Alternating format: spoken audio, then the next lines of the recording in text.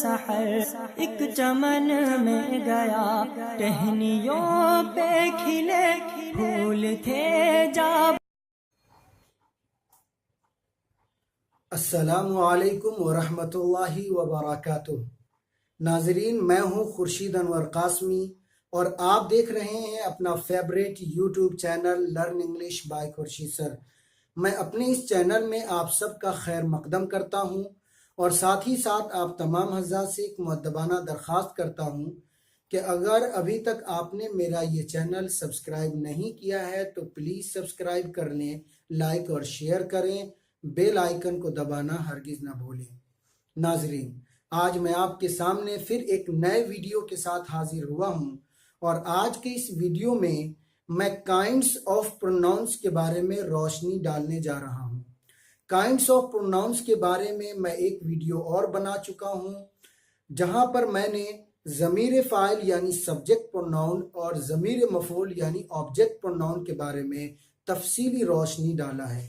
मैं मुनासिब समझता हूं कि आप इस वीडियो को देखने से पहले मेरा वीडियो नंबर 14 यानी वीडियो नंबर 14 जिसमें ज़मीर फ़ाइल और ज़मीर मफ़ूल को जिक्र किया गया है, आप उसे एक बार ज़रूर देख लें। फिर उसके बाद इस वीडियो को देखिए, क्योंकि ये तमाम जो 5 ज़मीरें होती हैं, ज़मीर फ़ाइल, सब्जेक्ट प्रोनाउन, ज़मीर मफ़ूल, ऑब्जेक्ट प्रोनाउन, ज़मीर इज़ाफ़त, पोजेसिव एडजेक्टिव प्रोनाउन, ज़मीर मजरूर, पोजेसिव प्रोनाउन, रेफ्लेक्सिव प्रोनाउन, ताकीद बिलफ्ज़ी, ये तमाम ज़मीरें एक साथ होनी चाहिए थी, लेकिन वक्त की किल्लत की वजह से वीडियो बहुत ज़्यादा लंबा हो जाता, मैंने उसे 2 टुकड़ों में बना दिया। आइए हम अब इस वीडियो में देखते हैं हम किस बात पर बहस करने जा रहे हैं। नाज़रीन, आज की इस वीडियो में मैं काइंड्स ऑफ प्रोनाउंस के बारे में बहुत अच्छी तरह तफसीली रोशनी डालने जा रहा हूँ। मैं काइंड्स ऑफ प्रोनाउंस यानी 3 होते हैं जो इस वीडियो में मैं जिक्र करूंगा। नंबर 1 पोजेसिव एडजेक्टिव प्रोनाउन, जिसको मैंने उर्दू में ज़मीर इज़ाफ़त का नाम दिया है। नंबर 2 पोजेसिव प्रोनाउन, जिसको उर्दू में मैंने ज़मीर मजरूर का नाम दिया है।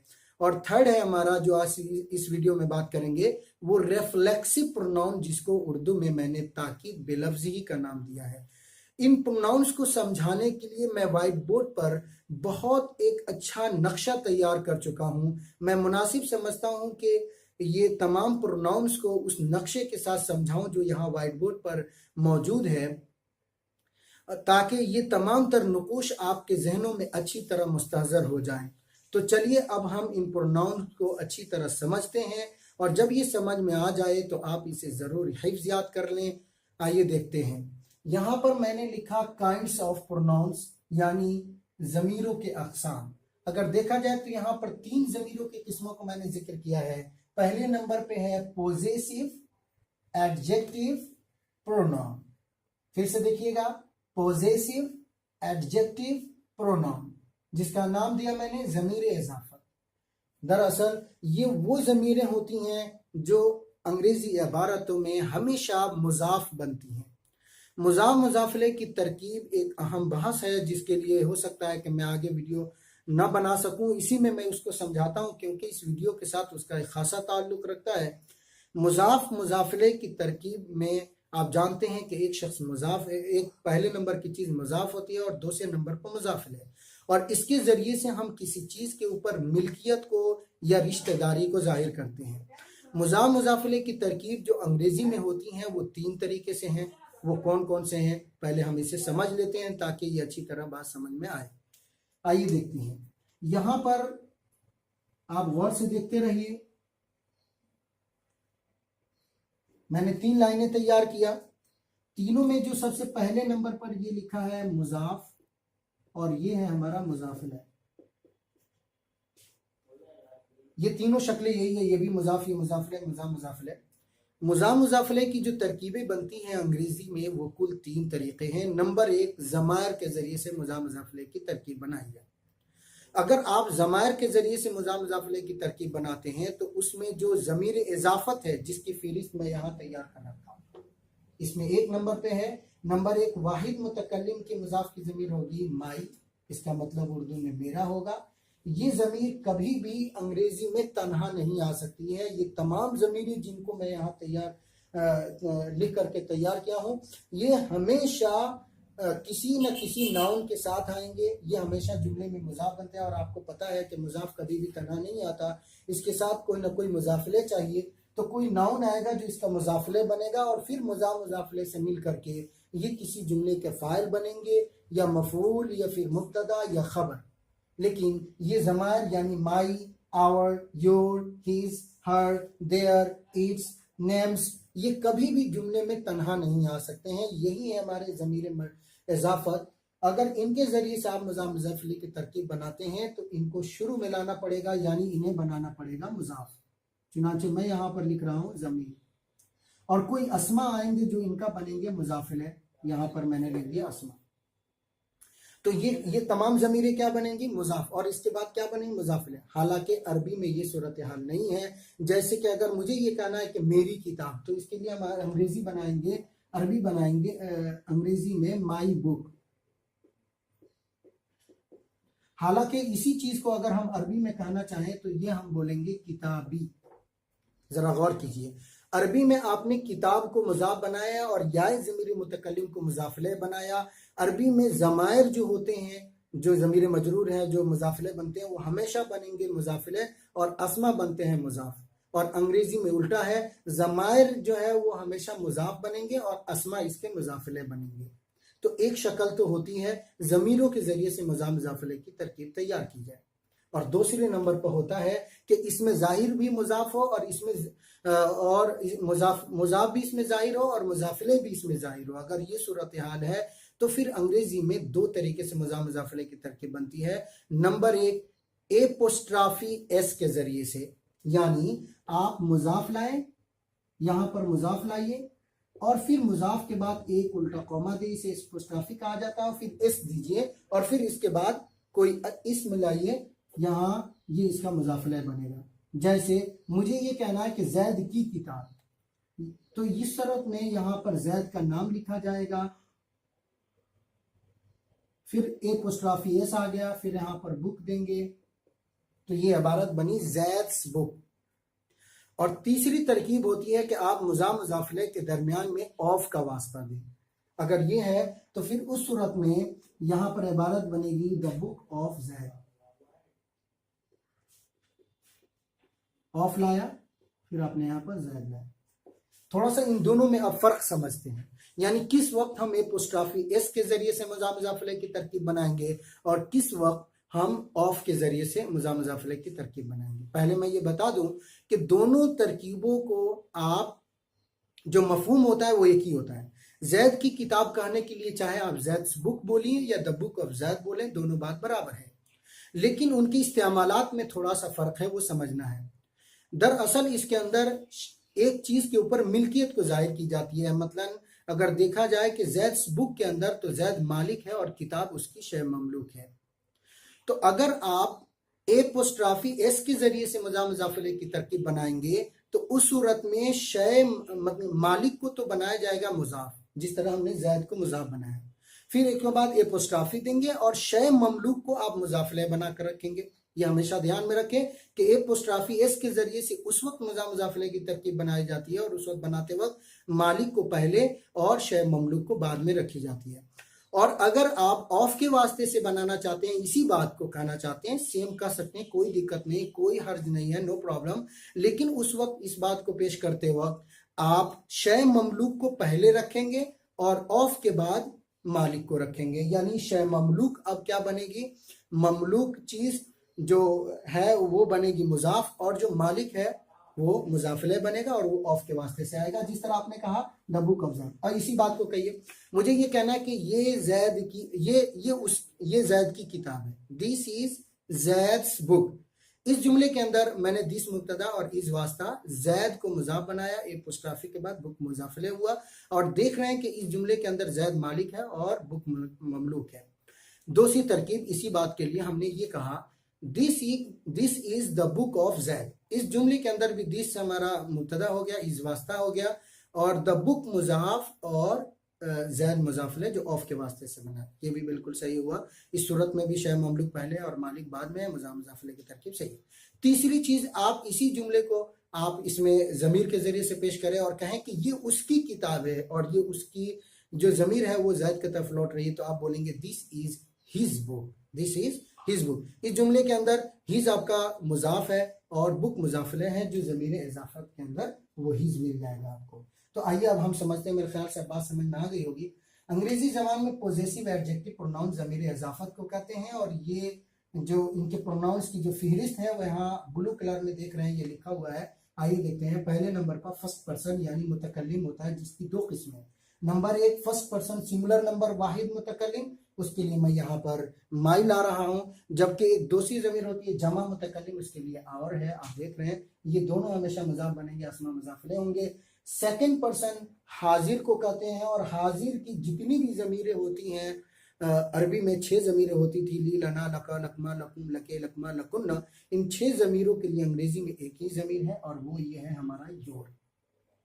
योर के बाद कोई इसम आएगा, your book, your father, your name, your sister etcetera, you can speak, आप बोल सकते हैं। और अब आते हैं थर्ड पर्सन के ऊपर। तो थर्ड पर्सन गायब होता है और इसकी 3 शक्लें, वाहिद मुज़क्कर गायब हो तो हिज लाएंगे, वाहिद मुअन्नस गायब हो तो हर लाते हैं, और अगर जमा गायब है तो देयर की ज़मीर लाएंगे, और अगर वाहिद गायब है लेकिन गैर ज़वील उकूल है तो इट्स लाया जाएगा। इसमें जाहिर है तो नेम्स लाएंगे, वही एपोस्ट्राफी एस वाली तरकीब है। और इसमें जाहिर के जरिए से मुजाफिले की जो दोनों तरकीबें होती थी, एपोस्ट्राफी एस के जरिए से या ऑफ के वास्ते से, वो दोनों मैंने आपको अच्छी तरह यहाँ समझा दिया है। आप वहाँ थोड़ी देर बैक करके, वीडियो को बैक करके मजीद और समझ सकते हैं। अब आते हैं सर सेकंड नंबर पे हमारा पॉजेसिव प्रोनाउन। ये पॉजेसिव प्रोनाउन, इसका नाम मैंने ज़मीर मजरूर रखा है। दरअसल अरबी ज़बान में ज़मीर मजरूर ही ज़मीर इजाफत बना करती थी। जैसे हादा कलमी, हादा कलमी बोलिए, यहाँ पर कलम मुजाफ या ज़मीर मुजाफिल है, या आप बोलिए हादल कलमुली। लेकिन इंग्लिश में ऐसा नहीं है कि एक ही बात को करने के लिए दोनों सूरतों में एक ही लफ्ज़ आए, बल्कि अल्फाज बदल रहे हैं, और क्या सूरत है उसको हम समझते हैं।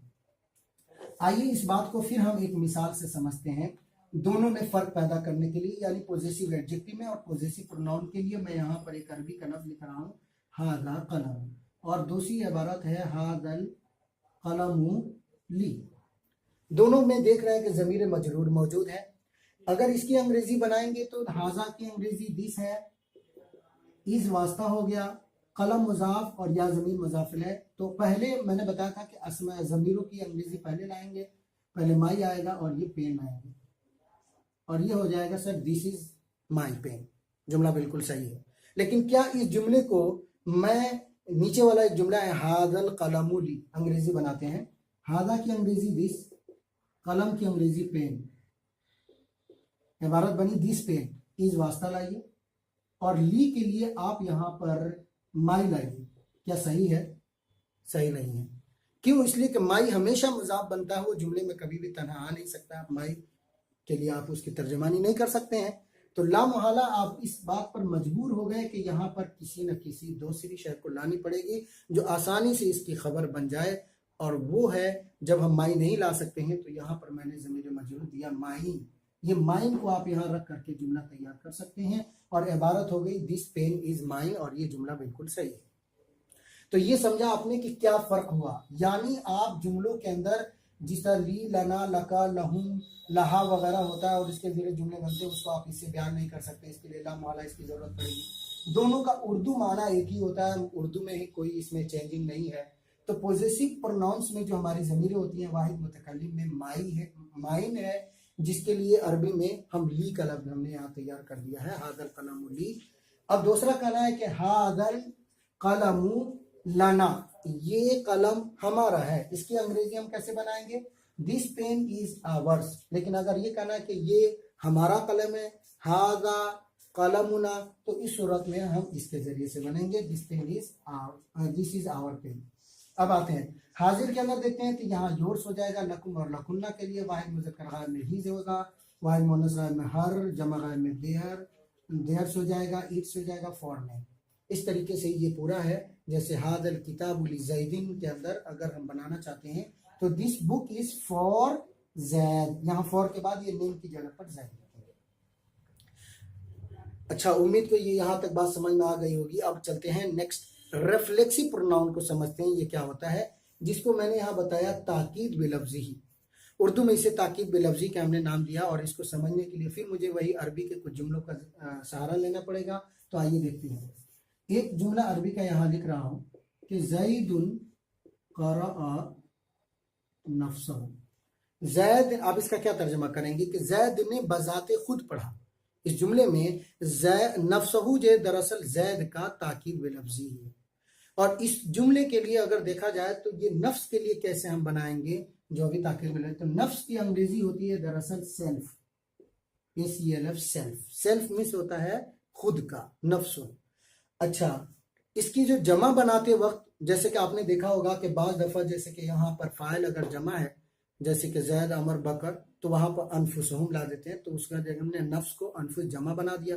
इसी तरह जब हमारा फाइल माकबल में अगर जमा होगा तो ये ताकीद बेलफ्जी या जमा लानी पड़ेगी। तो वो कैसे बनेगी, तो पहले हम सेल्फ की जमा बनाएंगे। और सेल्फ की जमा बनाते वक्त एक कायदा है कि किसी लफ्ज के आखिर में एफ हो तो जमा बनाते वक्त एफ को वी से बदलकर ES का इजाफा किया जाता है। चुनांचे इस एफ को मैं वी से बदल करके, पहले ये सेल्फ तो है तो SEL, और एफ को वी से बदला, ES का इजाफा किया तो सेल्फ्स। ये सेल्फ्स जमा हो गया जो अनफुस के लिए है, और ये सेल्फ नफ्सुन के लिए है। और इनके साथ ज़मीरें जरूर लगी हुई है, चाहे नफसी हो या अनफुसहुम हो या ऐसा, या नफ्सहु हो, ऐसी ज़मीरें लगी हुई। इस तरीके से इससे पहले ज़मीर लगानी पड़ेगी।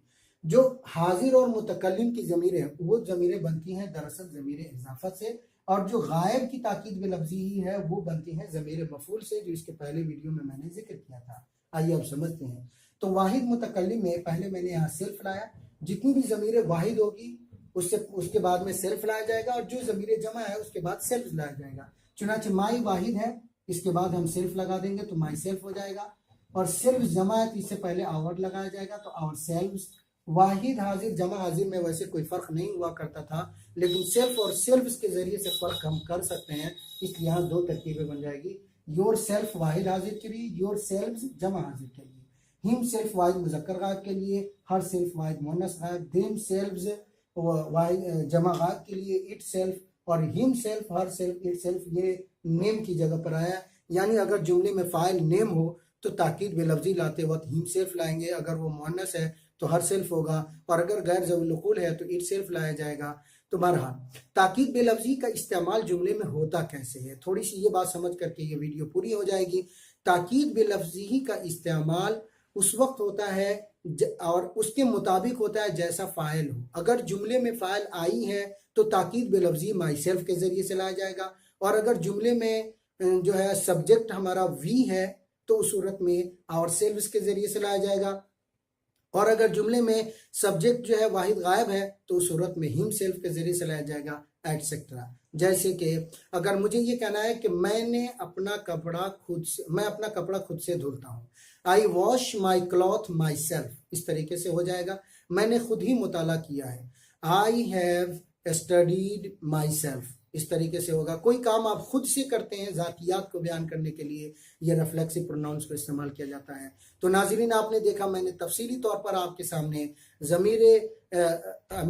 पोजेसिव एडजेक्टिव प्रोनाउन ज़मीर इजाफत और पोजेसिव प्रोनाउन ज़मीर मजरूर और रिफ्लेक्सिव प्रोनाउन ताकीद बेलफ्जी के बारे में मैंने तफसीली तौर पर आपके सामने रोशनी डाला। उम्मीद कि ये वीडियो आपको पसंद आई होगी। अगर ये वीडियो पसंद आई है तो प्लीज़ लाइक और शेयर करें, और हमारे चैनल को ज़रूर सब्सक्राइब करें। तो आज के इस वीडियो में इतना ही, हम फिर मिलते हैं एक नए वीडियो के साथ। तब तक के लिए खुदा हाफिज़, अस्सलामु अलैकुम व रहमतुल्लाहि व बरकातुहू।